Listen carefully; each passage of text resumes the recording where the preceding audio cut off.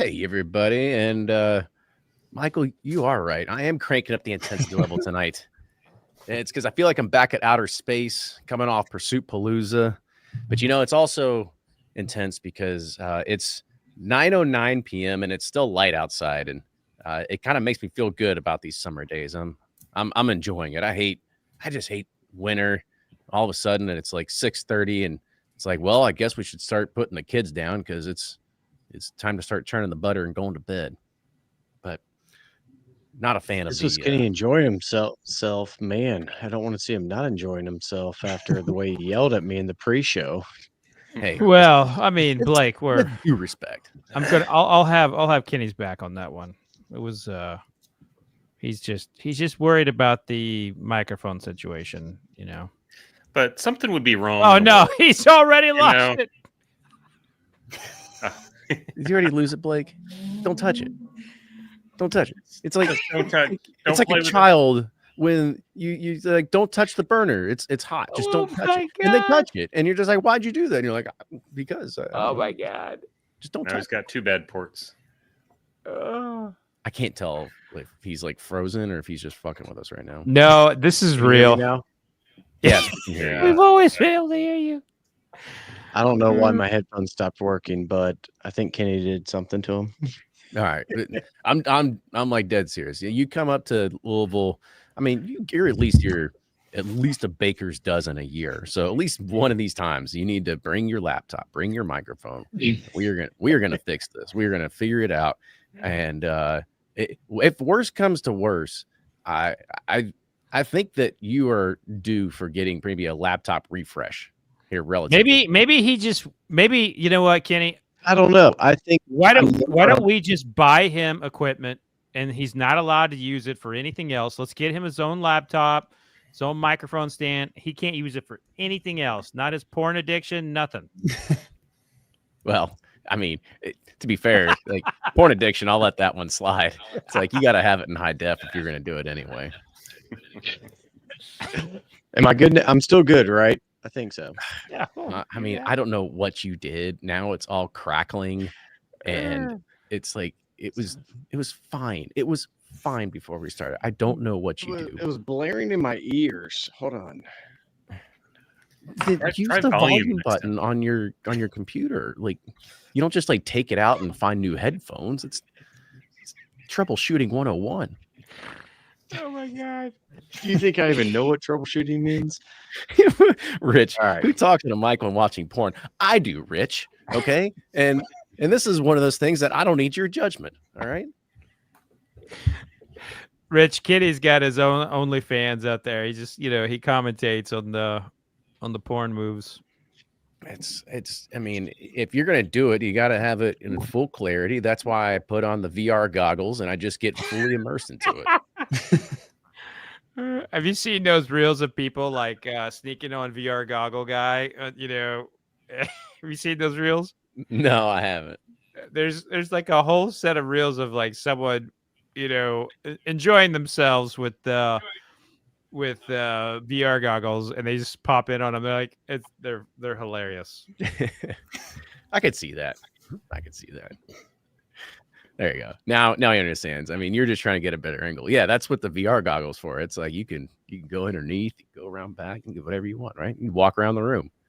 That's the fun part about it. Talking about, I went away for 2 seconds, and now we're. Well, at least it sounds like the crackling is gone. So, are you done messing with your equipment? Maybe we'll find out. All right, you done playing with your dinghy? You ready to get going here? My kids are watching this show. I told them it's a respectable podcast, and it would be, but we just got to fall in line, man. Fall in line. All right, we got a good topic tonight. I think it will easily take up a good 45 minutes. So let's jump into it. Here we go. Mm-hmm. Hey everybody, welcome back. It is another brand new episode of Bourbon Pursuit, the official podcast of Bourbon. I'm Kenny Coleman. Fred Minnick here.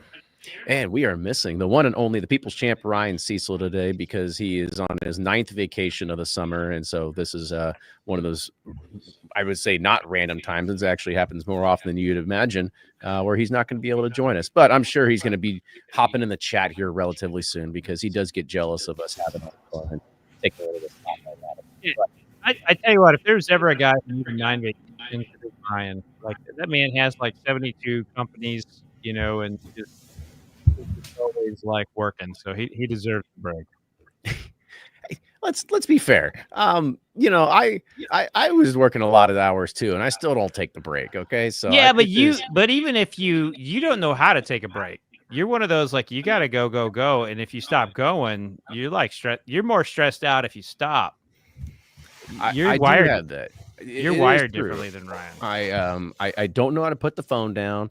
I live on inbox zero, and if I have unread emails, then I get antsy, and then Yeah. all of a sudden I'm trying to figure out like where's my VR headset and what website am I going to look out today? Well, I think from the previous conversation, There we go. I was like, anybody that caught the going. pre-show, they'll understand that one here.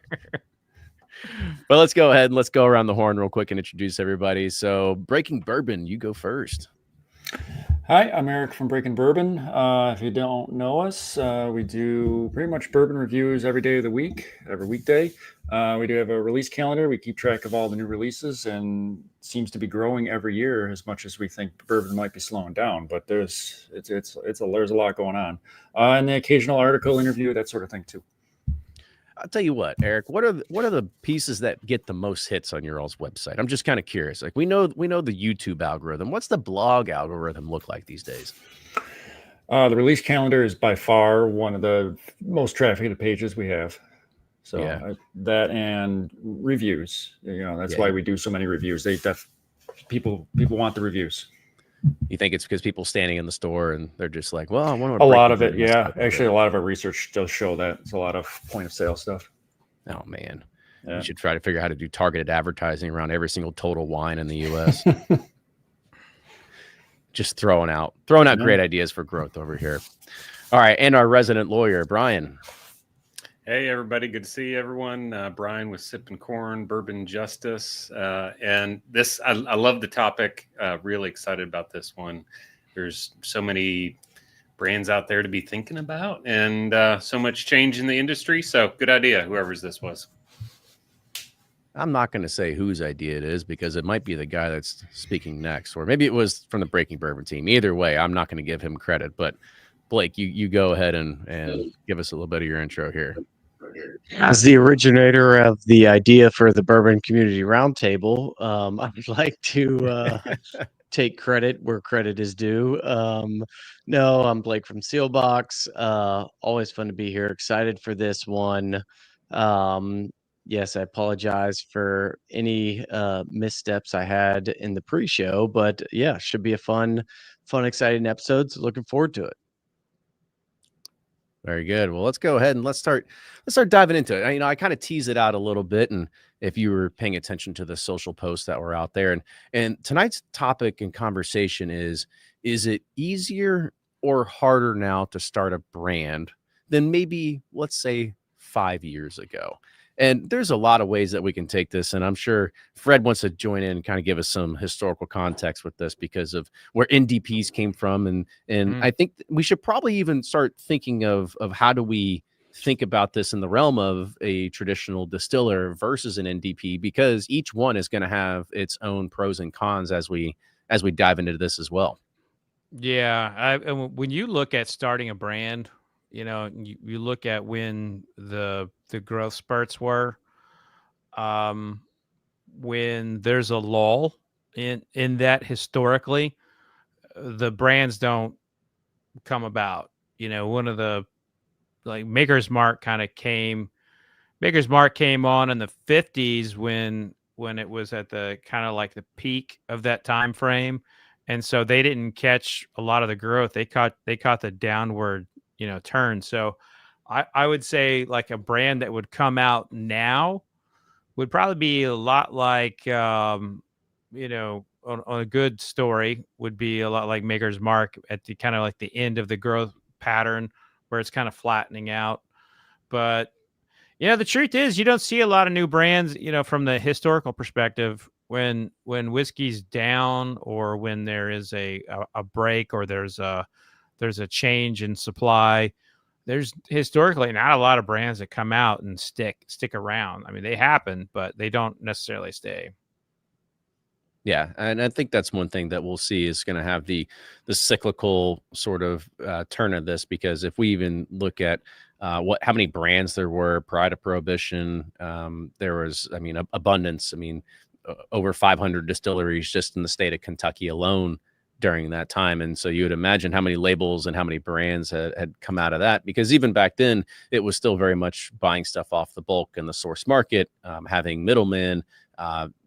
Playing into the distribution realm as well. So there's a lot of things to kind of break down in there. But let's go ahead and kind of just open it up for broader discussion here. And we'll kind of take a lot of pivots and turns as we go through here, namely to say NDPs versus distillers, easier or harder. But I'll go ahead and whoever wants to kind of chime in first, and whether you do think it is easier now or whether it's harder now, and that could be because of barrel prices or a lot of things. Who wants to jump in? Yeah, I'll jump in. I think it's almost a two-part question to me, which is it easier now to start a brand? Absolutely. Like, I don't think there's been an easier time to start a brand than right now, to be honest. You have a bulk market which has a lot of available bourbon, some a bit younger, some a little bit older, um, people ready to sell you barrels. That just was not the case 3 to 4 years ago. You've got distilleries and kind of contract manufacturing plants ready to bottle. You can spin up a label and everything else. Um, you know, get liquid, spin up a label, be ready to go. And that part is, I would say, probably easiest as it's been in quite some time. Even if you go with, an online only distribution to start with, but kind of the counterbalance to that, I think if you're trying to really grow a brand and to be something that's going to be around for the next 6 to 10 years, it's extremely tough, and that's mainly because of consolidation in the distributor market. You've got just a lot of things happening in the distribution world where a lot of people are not taking on new brands. I mean, you better really have a reason why somebody should take you on in different states. Otherwise, it just doesn't make sense to them. I mean, we see RNDC pulling out of California, which is a huge thing. We see all these other distributors, merging, getting acquired, whatever it may be, and that's getting tougher and tougher. So I think just that 0 to 1, hey, I've got a label, I've got some bourbon. That's a super easy thing to do, to go out, to build an audience, to get into distribution, to be in multiple markets. That next step has gotten a whole lot tougher, and it'll be interesting to see how a lot of different brands as they grow start to kind of combat those different things. But it's a weird world where it's kind of, those two roads couldn't be any different when you're talking about getting started up as opposed to actually growing something and getting traction and getting support behind the brand. So yeah, I think it's an interesting time and people are making it work, but the next few years will be testing for a lot of different brands and distilleries. So let's sort of break that down a little bit. You hit on a bunch of different points there. And the first one, you kind of talked about access, like access to barrels, access to unique offerings. I totally agree. I am insanely jealous of anybody that starts a brand today, because you are getting 10 to 15-year-old aged whiskey that's available. Unlike when I started, you had maybe 3 to 4 year, and it was $3 to $4 grand a barrel. Like, it was much tougher times. And I would say back then, do not start a brand. If we came in at the high point of whiskey where it was really, really difficult to find it. And we made a conscious decision to not go and, try to find a bunch of source whiskey because it was a dead road.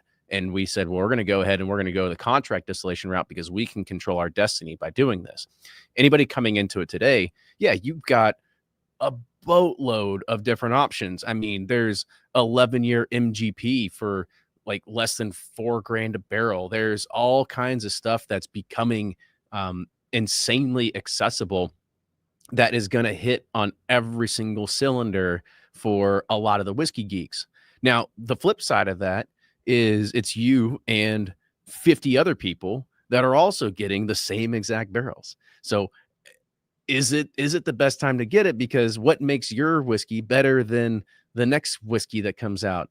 Everybody's got access to buff turkey. What's make your buff turkey better than their buff turkey? Oh, because you double oaked it. Okay. Like, then what's next? Right. And so I kind of look at it from, it's cool from an access perspective, but at the other side is that you still have brand to worry about. And we've always said on here, like, brand is going to win at the end of the day. And so if you've got mediocre branding, you've got a mediocre story, but you've got great whiskey, it's probably not going to have a long life. Love to hear any other thoughts on just access to particular kinds of whiskey today. One answer on the buff turkey, what makes a difference is if you finish it in Florida for a year or two. And oh yeah, that Orlando magic, right? You gotta get a little bit of the Disney kiss, if you will.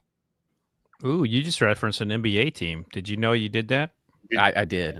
Okay, that that was sweet. intentional. Good. Yeah, just Well, making you sure know, you it's plan on doing that. going with it. Yeah.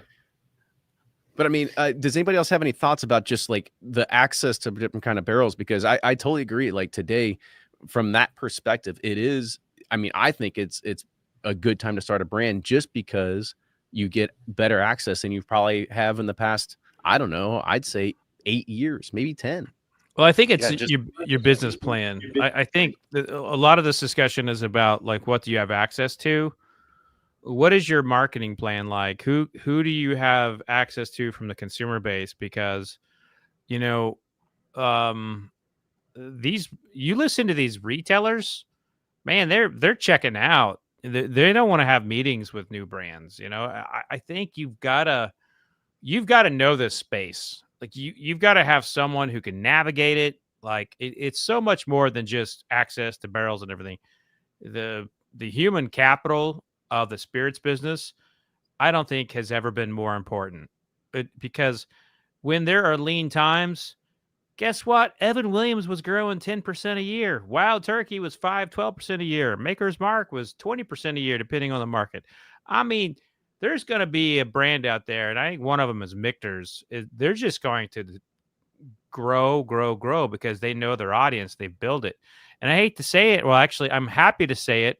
And I'm just not saying it because, you know, we're buddies. But Kenny and Ryan have built something that they don't need a distributor. You know, they've created their own audience. You know, the content. Hold they're on doing now. content all, you know. We definitely need a distributor still. But keep going here. But my point is that your plan is working, right? Your finish your that thought plan- on how much your they hate plan is working. distributors. And Well, speaking of those who hate distributors, let's go to the retailer now. But I would say, I would say that I don't think it's a great time to start a bourbon. If you're in the chat tonight and you're a fan of bourbon and you have a couple $100,000 to $2 million to blow, and you're like, man, I want to invest in something I'm passionate about. It's not for you, because unless you have a plan, unless you have an audience, you will get crushed and you will lose your money. But if you're someone that is on the inside, you know this business, you can pull someone from another prominent company to navigate this space for you. Maybe it could be for you, because there's a lot of great whiskey out there. And I don't care what anyone says, whiskey drinkers are not going anywhere. They're not going anywhere. The market's just flattened out a little bit. So to Fred's point there, where that's kind of where I live, and that's why I think it's a good time now to start a brand, and that's because you've got consultants galore. I mean, you don't know how to navigate your way through the TTB or to do a cola. You know, there's a dime a dozen people to help you with that. There's a ton of people in my space who know the law and who will either get you set up in whatever state you want your LLC in, you get yourself licensed, get yourself legal, walk you through all of those sorts of things. That didn't really exist, 10, 15 years ago. There's a lot of services now that are available on all of those fronts that can help you through that.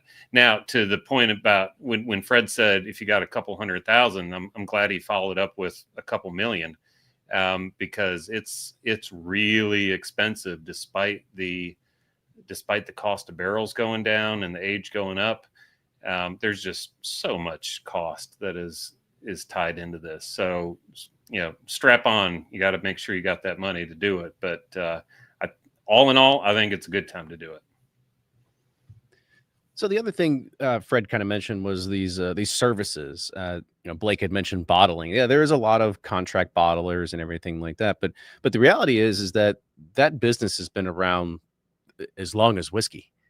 Ever since there was the idea of bulk whiskey on the market, there was also bulk storage. There was contract bottling, and one of the things that we even found out through digging inside of history books is that here at Melwood, there was actually contract bottling that was happening for Stitzel-Weller at one point. And we're learning about all these things. And those are just things that are pretty common inside of whiskey. So even though like access is still there, I think that's something that's been there forever. You just got to find the right people. I do think that we are at a time where it is kind of at a disadvantage for smaller brands, only because the bigger brands keep getting bigger, right? One of the things that I see as a bigger overall issue, and this is not, I'm not pointing fingers at anybody. The goal of a company is to grow, right? If you're not growing, you're dying. So one of the things that happened, obviously, after Prohibition is that everybody that was able to continue to sell during Prohibition, or that had access to the whiskey that was acquired during Prohibition, well, who do you think had the head start afterwards, right?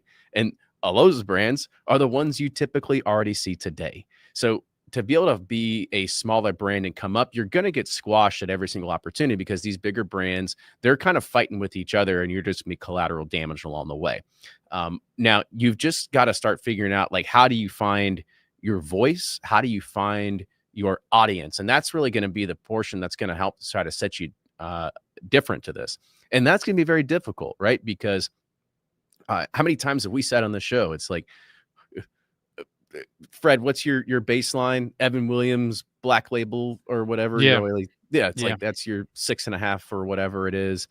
Somebody's always like, yeah, it's like, Wild Turkey 101. That's the baseline. And it's like, that is a hard, it's a line drawn in the sand, but that is a barometer that you have to be able to beat, coming from a sort of craft, or coming from a blender world, or coming from anything else. And so to be able to take mind share away from the majority of consumers out there, that when they go into their liquor store, they're bombarded by signs from all the big distilleries, or even from Tito's or wherever, that's what's on their mind, because that's where marketing dollars are played. So from a consumer mind share point of trying to get marketing share beyond a smaller audience, I think it's probably one of the most difficult times to get into this business. I would say to your point, Yeah. Kenny, I don't, if a new brand's starting in 2025, if you're a new brand trying to beat, Wild Turkey 101, I think just is a silly way of getting into a business. I don't think you can beat it. So I think part of it is you're going to have to be different somehow. And we could debate if there's a downturn happening right now, or if we're in it or not with bourbon. But, I think there is a certain amount of fatigue going on too with bourbon drinkers in general. People are that have been in it long, for a while now, they're being a little more choosy. But I don't, I think a major thing that brands that are starting up this year, let's just say, for example, is bourbon drinkers' curiosities. Their curiosity is still there, and I think there's still a lot of hunger to try new things. So I think any brand that's starting, again, this year, is you may only have a one and done chance of getting somebody to buy your product or try your product before they move on. I think that's the hardest thing, where before people might have been a little more forgiving to a point, but the curiosity is still there. And I think that's why we were talking earlier with Breaking Bourbon, is why there's still, our reviews get so many hits still, is there's so much curiosity when people are in the store, looking at the shelf, trying to figure out, all right, is this something, I want to try? Blake, you had something you were going to jump in there with. What'd you have?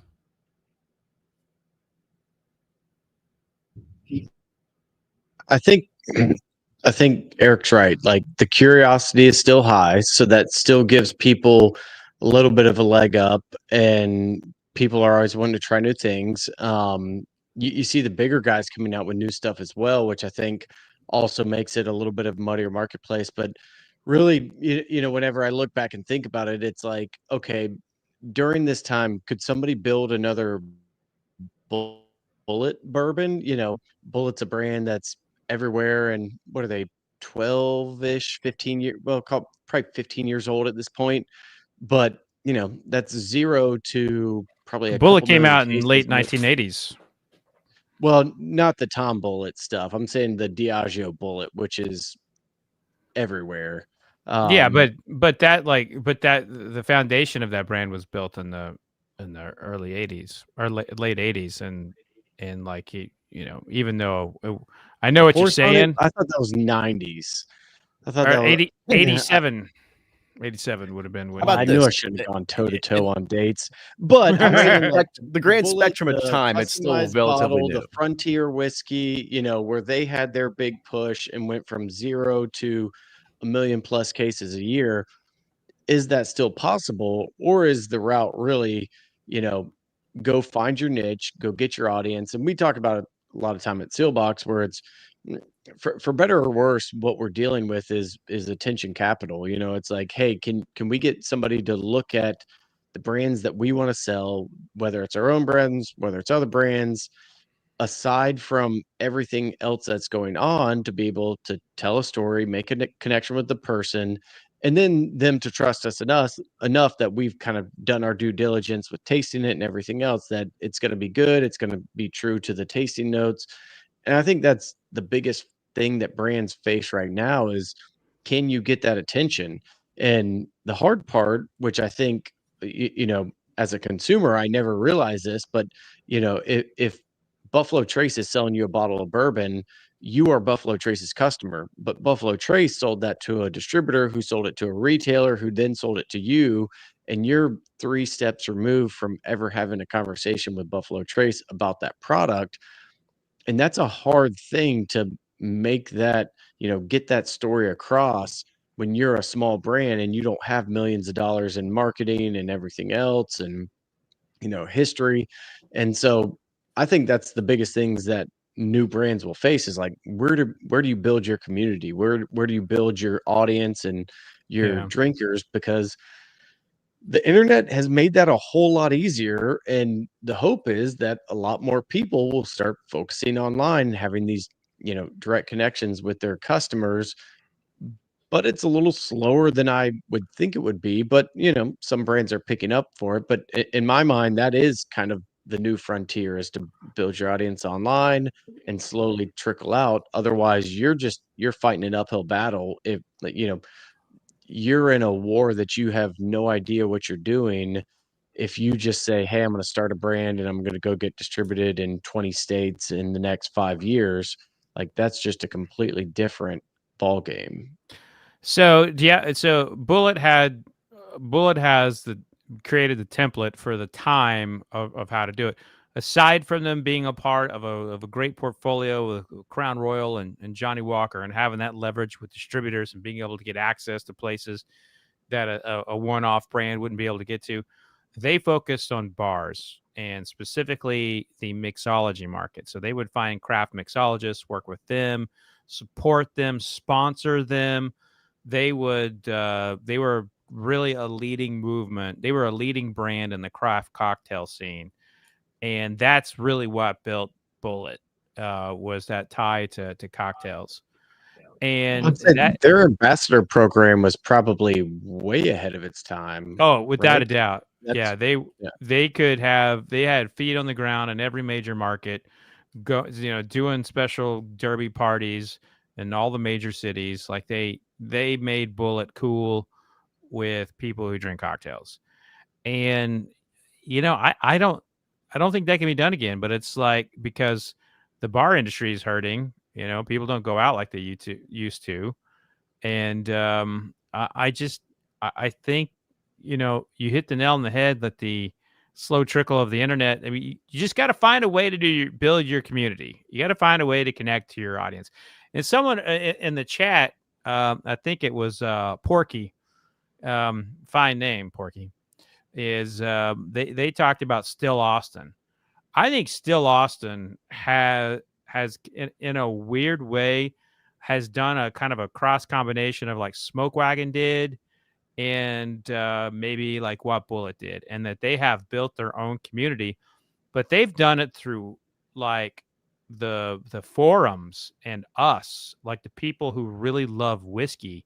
They've connected with us, and at the same time, Still Austin's had this an entertaining, energetic marketing message of, you know, trying to say that Kentucky people don't like them because they're made in Texas, which is not true. But you know, they're trying to separate themselves from Kentucky bourbon and talking about how awesome Still Austin is, and it's created this incredible conversation that has trended in some spots. So I think Still Austin is probably doing the best job that you can in today's environment. And the craziest thing is that they're making their own whiskey, so they've got all their money invested in that place.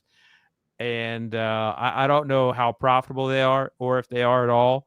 But man, from the outside, I can't think of anyone doing it better than Still Austin. Yeah, I mean, they're doing great for what they're accomplishing, and I think they definitely went from a whiskey geek and then out approach from there. You kind of start with the nucleus and kind of build out. And it really helped that they actually had good whiskey. I mean, I remember the days of getting stuff from, well, I'm not going to say names, but being able, you get it and you're just like, well, this isn't good. I'm just not going to review it. And there's no way that you're able to get anybody to start talking about you if your whiskey's not any good. And so therefore Still Austin, they had a little bit of leg up with it. You know, I want to touch on this Bullet thing a little bit more. And Ryan kind of took the words out of my mouth a little bit. He's actually here in the chat and saying, you know, you can't do the Bullet model now, because back then when they started, you could get 10-year-old whiskey less than $1,000 a barrel. That doesn't exist today. And I kind of look at it as well as, but Bullet they weren't, but let's be clear. They were not using 10-year-old whiskey. Yeah, that's not what was getting bottled. Yeah. Okay. We'll say five to six, right? Nice comment, Ryan. You can't fight back. You can't, but let's say 5 to 6 Come on, years Ryan. for probably $1,000. They had Bullet 10. I'll stand up for Ryan. They did at one point, but my where I'm going with this is that, you know, they had pretty decent whiskey at a rock bottom price, and they tried to go as big as they possibly could. And today it's almost impossible to do that unless you're getting it from maybe the likes of MGP right now, that you're able to do something like that, but it's going to take a lot of money on the marketing side to scale that. They also, as has been mentioned here, they went after the bar community pretty heavily. That well is kind of run dry. And so now, no pun intended. Yeah. But you're competing against everybody that's trying to do that. I mean, how many times have you been or heard of everything at a restaurant where brands are paying to have their whiskey on the cocktail menu? They are, instead of actually paying them, they're saying, hey, I'm not going to pay you, but I will pay for the bands for the rest of the quarter if you make sure that our whiskey's on your cocktail menu or anything like that, right? And so you're paying a lot of money to get there. And you have to be at a rock bottom price to be able to get behind the bar, be a well at the bar, because that's just how they're going to make most of their money. And so you've got to have insanely low COGS to be able to make that happen. And it's still very, very difficult, even in today's climate, to do something like that. Yeah, let's just always keep pointing out that Bullet's a part of the largest spirits company in the world. So their everything is going to be easier than if you're starting your own brand. So just keep that in mind. Totally. The whole conversation is revolving around like starting your own brand, right? And there's been, I'll throw something out there. There's been a lot of people going back and forth, blending stuff here, blending stuff there. If I were starting a brand, I would be as old-fashioned as I possibly could. because just to have like a 6-year-old age stated 107 proof bourbon, that's more rare than like a blend of straights at this point. Like if you can just do like a standard straight bourbon, a bottled and bomb bourbon, try to win the market with that, and you can.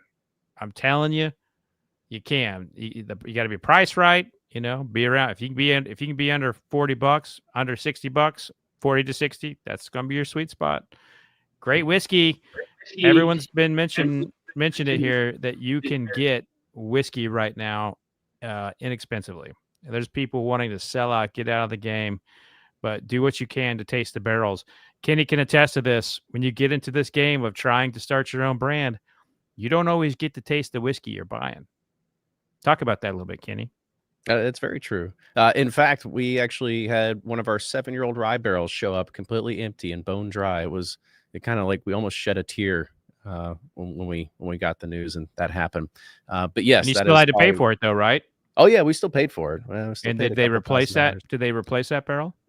No, because we had bought it a couple years ago. So apparently that's on us for not checking the barrel when it was just a transfer of paperwork. But yeah, that is probably one of the riskiest things about coming in this business is that, you're given, let's take the buff turkey as a fantastic example.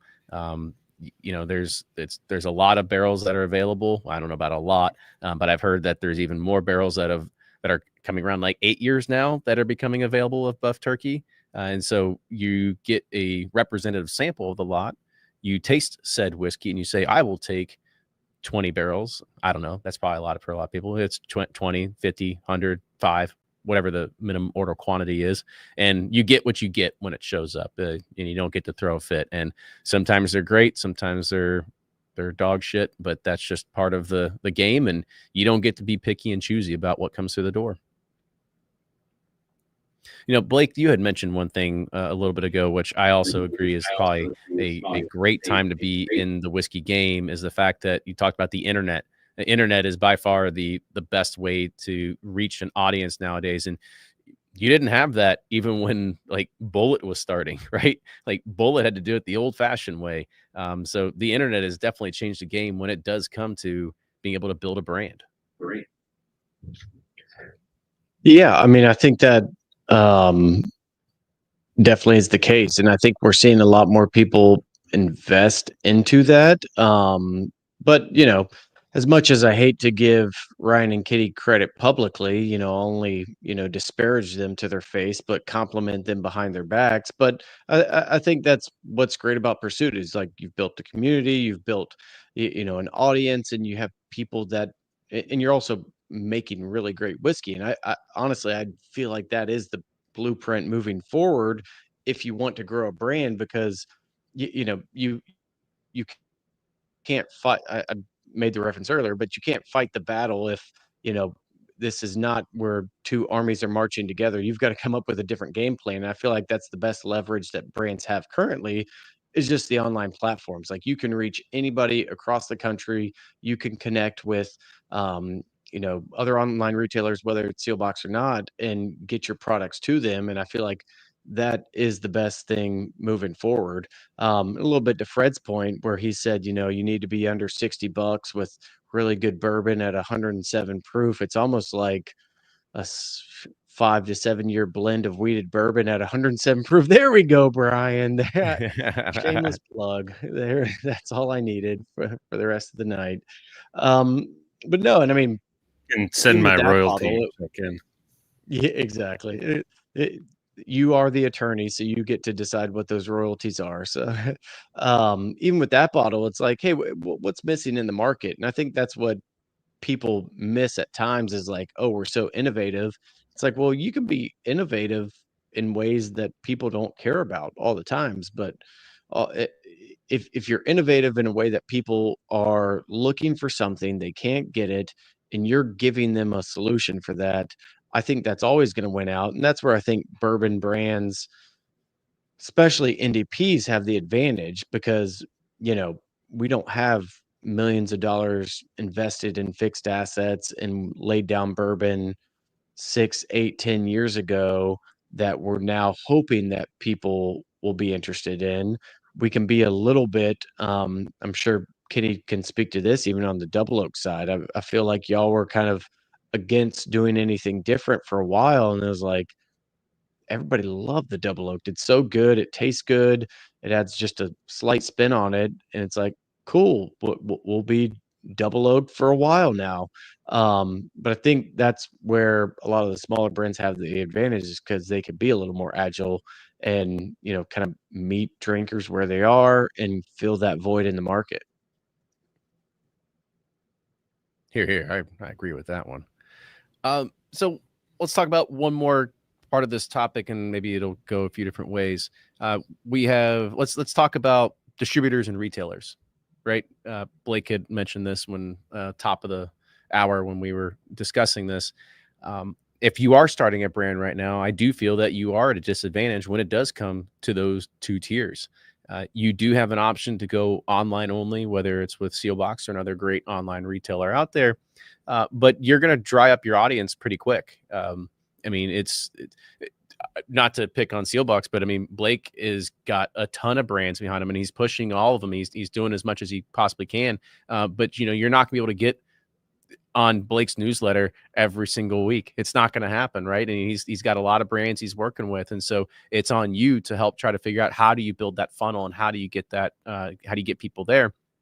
But and Blake can probably speak more to this too, is that you're still getting to the point where people are becoming a little bit better about buying liquor online.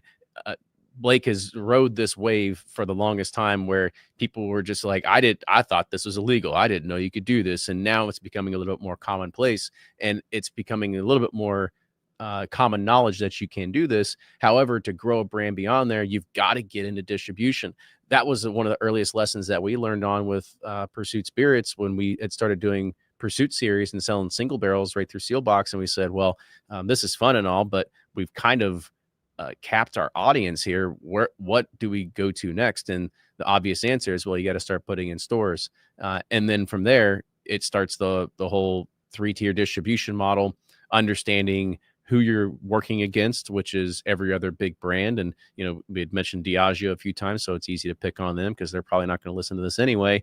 You know, if you try to go into a distributor that also has Diageo, good luck, right? I mean, they're sending them on trips to Aruba because they're selling a bunch of vodka for them.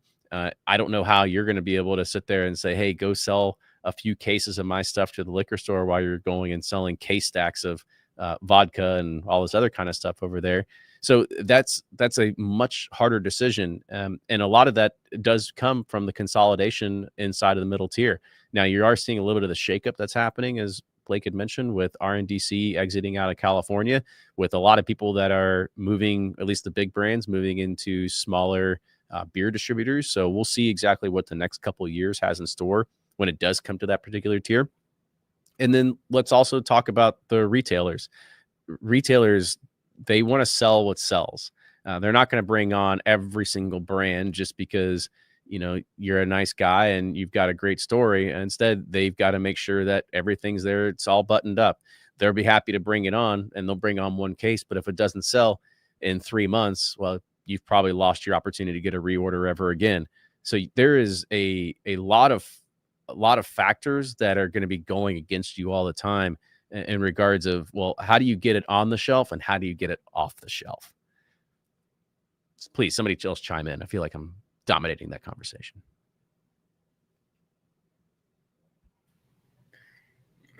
I still think the time is right. Despite all that, I mean, there is still room in the market. I think you either focus on the whiskey enthusiasts, or you have a bunch of money coming in on your own already, and you've got a good, like Fred said, you've got to come in with your marketing plan. You got to differentiate yourself. But really, there's still room. I mean, your brands that are starting now are not Evan Williams. They're not Wild Turkey 101. You don't want to be that. You don't want to try to replicate that. And there's room for those. Focus on the story, focus on Sealbox, and, you know, getting distribution through those channels. And there's a shit ton of room for you guys.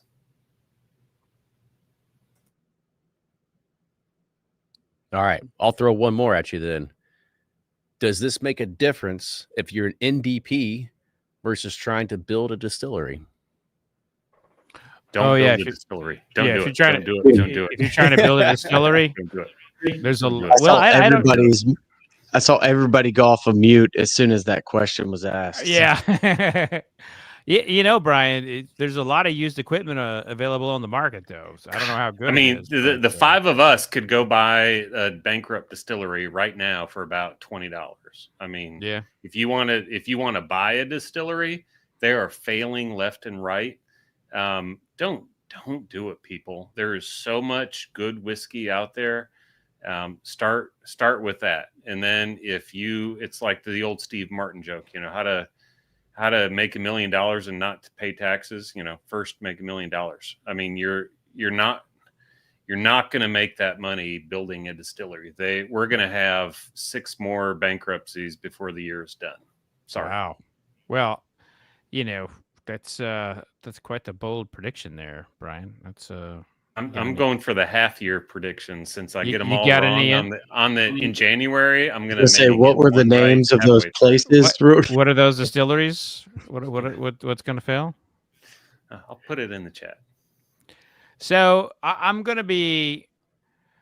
I don't know. I don't know where I'm going with this, but the coming in and like buying a distillery, you know, which is.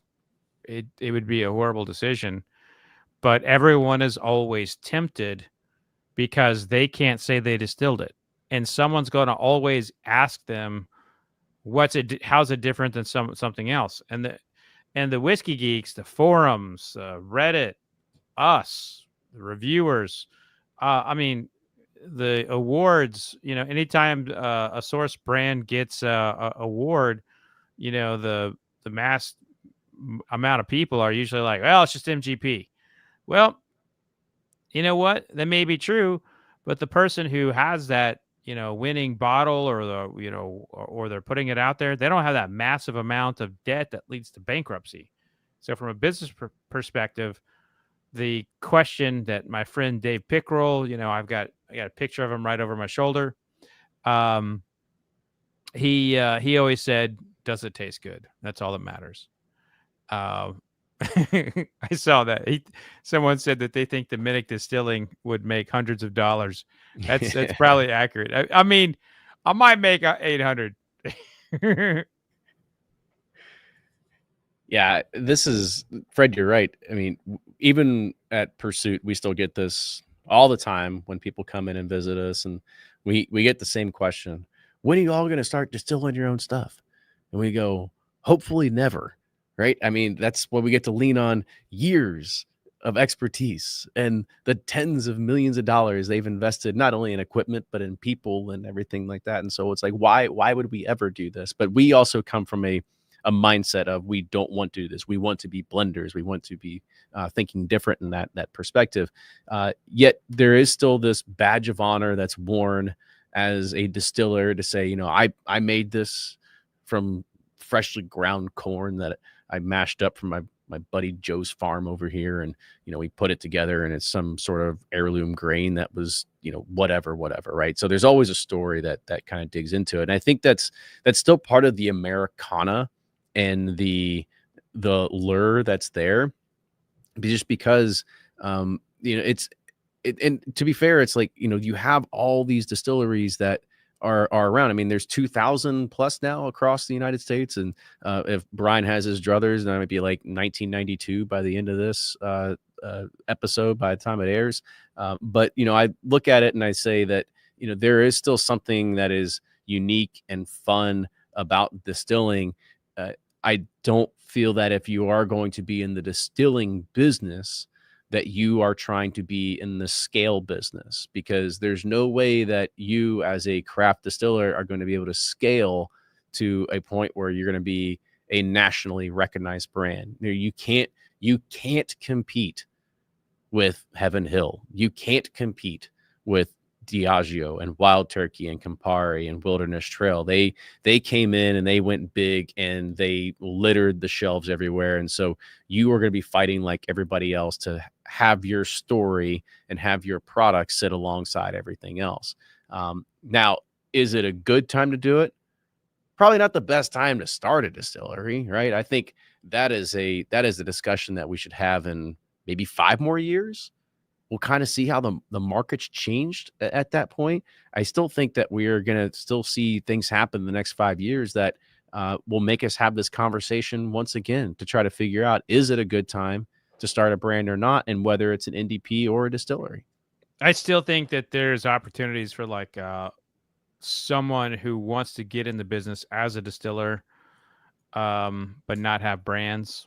Like, I feel like MGP has like the MGP and Bardstown Bourbon Company have proven time and time again that you can do well as a contract distiller. And I know there's others who've not done well there or went bankrupt, and I know that.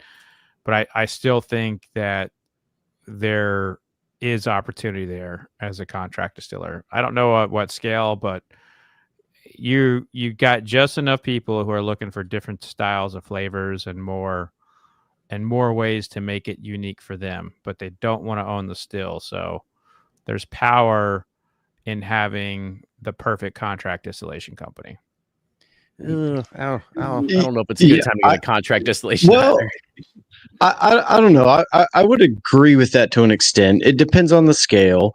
I still think there's room for it because I don't think what everybody wants is homogenized whiskey where it's, the same grain, same mash bills, everything else. So I would agree that to an extent. What I always tell people is it's like, hey, your favorite artist, music artist, sometimes you have people who write their own music, they play their own music. You get this unicorn that they write, they play, they do everything. They're a great singer, and that's a great thing. But a lot of times, people are getting handed songs. There's not a Taylor Swift out there on every corner who just can do it all like Taylor does. But and I think it's the same thing with whiskey brands where it's like you get the high wires, you get the Frey Ranches, the Still Austins, where they're doing great marketing, they're distilling their own stuff. It's a unique bourbon, mash bill, different grains and all this stuff. And it's super exciting and really fun, but that's very rare does the stars line up where that happens. So in general, you've got this mix where it's like, hey, we didn't distill it, but we sourced this because of X, Y, and Z, and then we blended it. And I give people the example all the time, like Buffalo Trace. Well, I shouldn't say Wild Turkey, but Buffalo Trace, Four Roses, and Heaven Hill aren't going to come together and say, hey, we should try to blend 6 of our barrels together to see if it tastes better than what we currently make. Like, that doesn't make sense for the massive, distilleries. But for an independent bottler, it's like, hey, if I blend these 3 different distilleries together and 3 different sources in Kentucky, that could create something really unique and special that the whiskey consumer has never had. And that's what's a little more exciting to me is like I've had a lot of those distilleries. I've had Buffalo Trace, I've had Heaven Hill, all kinds of different releases. But what if you did blend them together? And I think that's where some of the opportunity really comes alive and could be special if somebody comes along and it's like, hey, we're the whiskey house just for craft people. I mean, I think that would be really cool and interesting if you had this contract distilling plant that focused only on heirloom grains or different types of barrel. That I think people a lot of times, I mean, until I really started diving in, like just how different a barrel can be based on seasoning. If you just get a char 3 ISC that's been kiln dried staves for 12 to 18 months, cool, that's just everyday whiskey. But if you get something that's 36-month air dried staves with char 2 toast, char 3 toast with toasted heads, I think you start to develop a lot more unique characteristics in the whiskey. And I think that's where some more of the kind of contract distillation could go. At least that's my hope. Because there's always going to be people chasing those things, whether it's, small lots of barrels or whatever it is. people want to try that. They want to try the unique and different. There'll always be a market for that, no matter how deep we go. Everybody on this roundtable, everybody listening is going to buy a bottle of Eagle Rare 12 if they saw it on a shelf. But they could also be convinced if they saw something that was like some heritage grain with a unique toast and char profile. And I think that is where the opportunity lies as well. So Blake, before we jump around, I think you mentioned one thing that I would love to be able to bend everybody's ear on real quick, is that by being able to take all of these other barrels and, whether you put them in, lightly charred, heavy charred, toasted heads, not toasted heads, whatever, are we at the point, do you think that we should start treating a lot of the stuff on the bulk market as, and even maybe some of the stuff coming from the larger distilleries that Evan Williams, that Wild Turkey 101, as commodity, right? There's nothing special about it. It's commodity, and it's our job to make it special. I mean, calling it commodity sounds slightly derogatory. And I know I can only speak from personal experience. We've gotten barrels in from some of the major guys where it's like, these barrels are just special. Like, they're really good. So to call it commodity seems like a little bit disingenuous.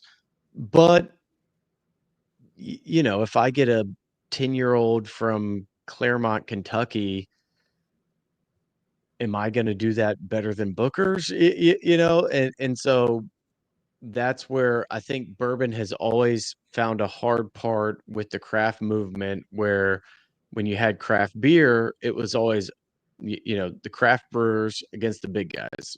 We hated Bud Light. It didn't taste like anything.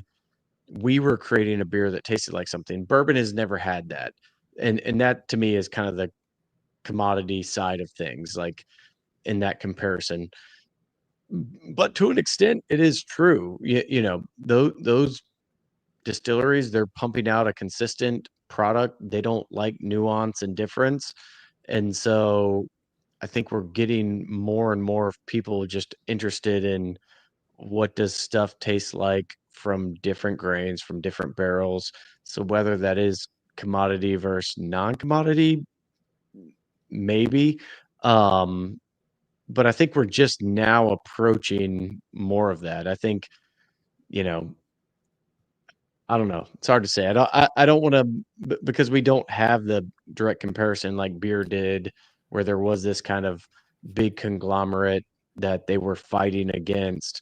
Bourbon doesn't really have that, because Four Roses has been good for the last 40, 50 years. It'll continue to be good. But at some point, they're making a very specific product, and there's not a lot of room for variation. Good deal. All right. Last one. This is coming from Rich in the chat here. And he says, do you think the level of education that we, the consumer, has an effect on opening a brand in a positive or negative way? Absolutely. I would think there's too many people who are educated and have great palates out there that keep them from buying stuff. whereas before, like, they didn't know any better, and they would just be sold on the story or like,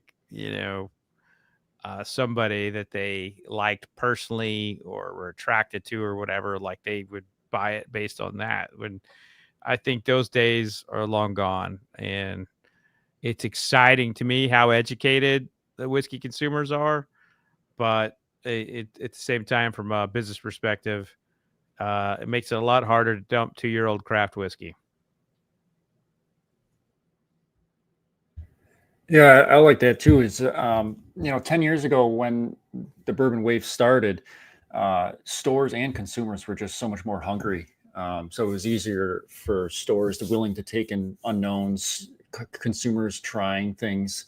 Now 10 years later, everyone's weathered. Stores, what you're talking about earlier, Kenny, where you really got to fight to get your product in stores, where before they were just hungry for everything.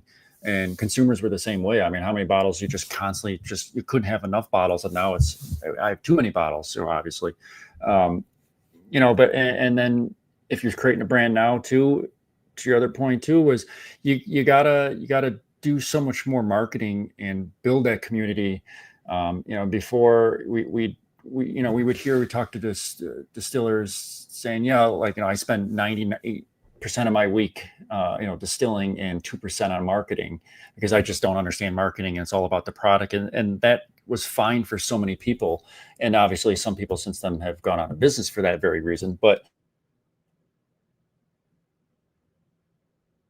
it's flip-flopped where, marketing has just grown and is so much more needed for anybody creating a brand nowadays than it ever was.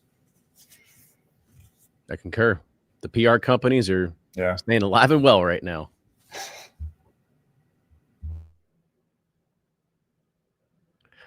All right. And they need PR more than ever. I mean, frankly, with the glut. So They got to pay them though.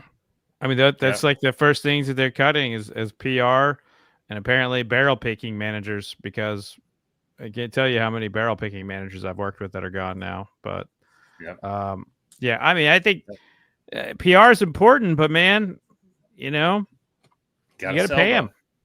Yeah. Okay, their retainers the high. Return. That's for sure.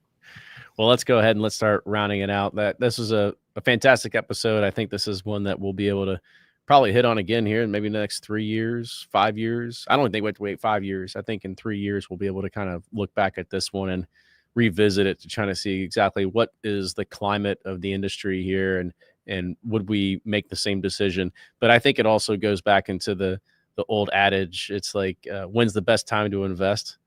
Yesterday.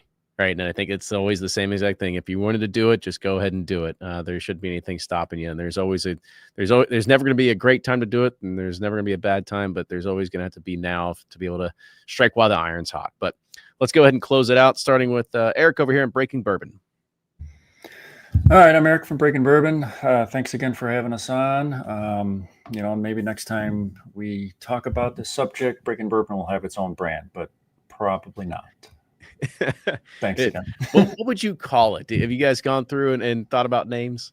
No, we haven't. We really haven't. No. Okay. There was that brand years ago called, and it might still be around. I saw a bottle recently, but not on the shelf at somebody's collection. It was Breaking and Entering Bourbon, and for the longest time, everybody thought that was our brand. But, yeah, that was St. George, St. George's brand in California. California brand, right? Yeah. Sourced. There you go. Yeah. Broken Bourbon. There we go. Well, it's better than, what was the other bourbon? Jackass Bourbon. It had a big old donkey on it. I don't think that's around anymore either, but Ooh, I've got a bottle of that in here. I'm see if I can find it. Bet you do. It's all right. You don't need to look for it. But let's go ahead and keep rounding out here. Brian. Yeah, I'd like to take the chance to announce a new bourbon brand. It's called Sippin' Corn. It's available only on Sealbox. No. But thanks for having me. This is a great topic. I think probably in 2 years' time we can talk about this, and hopefully I'm wrong on the half-year prediction. But it's been a fun one. Thanks, guys. I don't disagree. There's definitely going to be a contraction, and we see at least I get the emails from ADI and our friend John, who used to be at Smooth Ambler over there, and kind of talking about how do you break past this? And so this is going to be a continual effort. We'll see what's going to happen in 2025 and beyond. And Blake, go ahead. Yeah, Blake from Sealbox. Always fun to be here. Felt like this was one I have spent a lot of time thinking about and researching everything else. And in the words of Warren Buffett, maybe Jimmy Buffett too, when there's blood in the streets, that's when you want to invest. And in my mind and perception, I think that's kind of where we are. Everybody's pulling back, and I think that's an opportunity for smaller brands and new distilleries to come on and meet customers where they are. So I hope we're talking about this in 5 years where it's like, hey, remember when we were saying maybe this wasn't the best time, but somebody doubled down and really put a lot of effort and marketing dollars behind PR and really built a following. So I hope we will see that in the future, because in my mind, people are still drinking. Bourbon consumers are still extremely interested. They want to buy great bourbon at a good price. And so I think it's still a great opportunity for people. So, yeah, thanks for having me, and good Roundtable 107. Yeah, I'm gonna start calling you Mr. Brightside because that was a good outlook on the market and sort of like where things are gonna be going here too. So love seeing it. Just wanted to use the words "blood in the streets." That was my Yeah. only goal for tonight. So You say that, and I'm like, oh, that's so cheerful. I love to hear blood in the streets. It's music to my ears there. But thank you all once again, everybody that joined in live in the chat, gave us some good questions, gave us some good talking points, as well as your own views into this as well. I do feel that we're going to have this conversation come up again in a couple of years. I can't wait to revisit it. And who knows if my memory jogs me, I'll go back and listen to this and be able to pull a few good nuggets out of there. Who knows? Maybe one of us won't even be here anymore. It'd be a completely different roundtable. We'll see. What happens. Not like No, we'll all no, be no. alive, not be here, just not physically at the round table. Yeah, we'll But see. Blake's microphone won't work though. Yeah, there's one constant. It's going to be that. All right. I love it. Well, cheers, everybody. And we will see you all again soon. In memory of Cheers. Brian not being here. Toodles. Ah, Toodles. Gotta say toodles. All right. That'll round it out. feel like that was good. I feel like this is going to be a lively after the round table. Yeah, we'll see. I'm about to crash out. I still need more sleep in my life. Yeah. You want to wrap it up?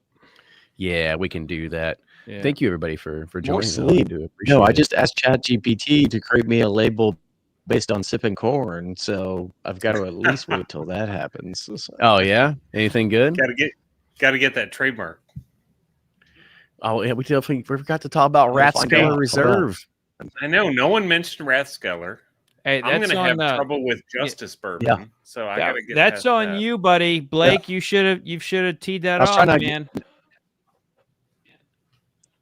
I was trying not to get sued, so actually I have the trademark yeah. officially. Nice. You're good. Well, once it's in That's use and true. trade, They can or once still it's sue in you. use They and can common. still sue you, though. Yeah. I mean, Yes.